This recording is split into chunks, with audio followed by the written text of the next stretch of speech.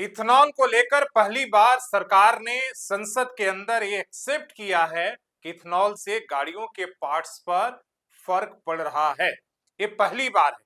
अभी तक आपने देखा कि इथेनॉल 20 को लेकर लगातार लोग जब सवाल उठा रहे थे तो सरकार कह रही थी कि ये सब भ्रामक दावा है और एक तरीके से निगेटिव कैंपेन के हिस्सा है। जब आम लोगों ने अपनी गाड़ी की परेशानियों को और एक्सपर्ट ने इस बात को लेकर सवाल उठाया तो अब इथेनॉल को लेकर सरकार धीरे धीरे यू टर्न ले रही है। पहले आपने देखा कि जो हमारे माननीय मंत्री नितिन गडकरी हैं, जो हाईवे और राज्य मार्ग के मंत्री हैं, पहले तो उन्होंने कहा कि इथेनॉल मिलाने से उनका कोई लेना देना नहीं है। लेकिन सार्वजनिक तौर पर आपने देखा होगा कि कई बार उनके बयान आए होंगे और खुद कुछ दिन पहले उन्होंने कहा था कि देखिए, ये बड़ी खुशी की बात है कि मैंने 100% इथेनॉल वाली फाइल पर साइन किया है। लेकिन अब कोर्ट में जब वो पहुंचे हैं तो कह रहे हैं कि इथेनॉल मिलाना पेट्रोल में उनका कोई काम नहीं है। पहले फिर उन्होंने जब बहुत सारा सवाल खड़ा हुआ था कहा कि 2 से 3% माइलेज गिरता है और अब सांसद के अंदर ये जवाब मिला, लिखित जवाब दिया गया है। इससे E20 का असर BS3 वाहनों पर मतलब पुरानी जो गाड़ियां हैं उनके रबड़ पार्ट्स को खराब होते हैं। क्या कुछ कहा गया है लिखित जवाब में वो आपको हम बताते हैं।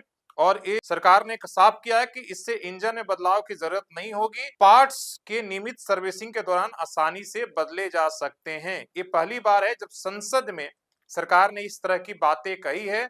और मालूम है कि 2005 से 2016 के बीच बनी गाड़ियां BS3 हैं और वो मानक वाली हैं। और ये जानकारी केंद्रीय सड़क परिवहन एवं राजमार्ग मंत्री नितिन गडकरी ने उच्च सदन में मतलब राज्यसभा में लिखित जवाब दिया है और कहा है। और क्या कुछ कहा है इसको लेकर।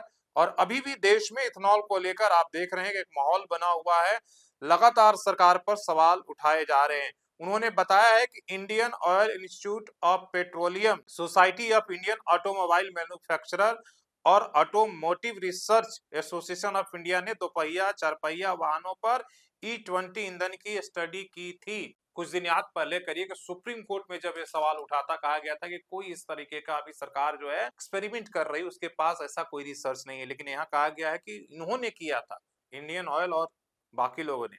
जून 2021 में जारी स्टडी में पाया गया कि चार पहिया और दो पहिया के इंजन में बदलाव करने की जरूरत नहीं पाई गई और पुरानी गाड़ियों के परफॉर्मेंस के चलने पर उन्हें कोई असामान्य टूट-फूट नहीं देखी गई है। और E20 पेट्रोल से चलने पर उन्हें कोई असामान्य टूट-फूट नहीं हुई है।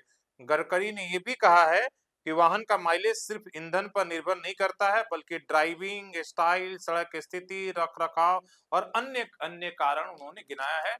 E20 को यहाँ भी उन्होंने एक तरह से बचाव किया है। लेकिन बड़ी खबर ये है कि पहली बार उन्होंने एक्सेप्ट किया है। धीरे-धीरे अब सरकार जो है, जब E20 को लेकर आज भी आप देख रहे हैं कि अब लोग अपनी नई गाड़ियों में, कीमती गाड़ियों में डलवाने से डर डर रहे हैं, लोग सवाल उठा रहे हैं। और जबकि आप 100% पेट्रोल लेने जाइएगा तो 170 रुपए लीटर मिल रहा है। जबकि यही पेट्रोल हम बांग्लादेश, नेपाल, बाकी देशों में, भूटान जैसे जहां सप्लाई करते हैं वहां कम रेट में 120, 123 वहां कम रेट में, जबकि भारत के अंदर ही भारत की कंपनियां यहाँ 170 रुपए बेच रही हैं। तमाम सारे सवाल है, लोगों का गुस्सा भी है, लगातार वो जाहिर कर रहे हैं, बता रहे हैं। देखना है कि सरकार इसको लेकर क्या अपनी नीति में बदलाव करती है। इसलिए कि लोगों का डिमांड है कि E20 पेट्रोल को आप बंद करें। जो पहले वाला पेट्रोल था E10 आप उतना तक, इसलिए इनसे गाड़ियों पर बड़ा असर पड़ रहा है। अब देखना है कि सरकार अपने कदम पीछे खींचती है या इसी तरीके से जिद पर अड़ी रहती है। इसलिए कि लोगों में इसका गुस्सा है। और सवाल ये भी है, जो लगातार कंपनियां, ऑटोमोबाइल सेक्टर की कंपनियां हैं जो लगातार इस बात को सरकार के साथ हाँ में हाँ मिला रही है, लोगों की परेशानी बढ़ रही है, आपने देखा। और तो क्या लोग नई गाड़ियां खरीदना बंद कर दें, तब जाकर ऑटोमोबाइल्स कंपनियों को लगेगा कि उन पर बड़ा इम्पैक्ट पड़ा है। इसलिए कि जब उनके सेल्स गिरेंगे तभी उनको समझ में आएगा कस्टमर का कि क्यों वो बार-बार ये कह रहा है कि एक तो गाड़ियां महंगी होती जा रही हैं, महंगी गाड़ियां खरीदने के बाद फिर पार्ट्स का खर्चा, फिर इस तरह की परेशानी उन्हें झेलनी पड़ रही है। धन्यवाद। आपकी क्या राय है? आप जरूर अपनी कमेंट करके बताइए।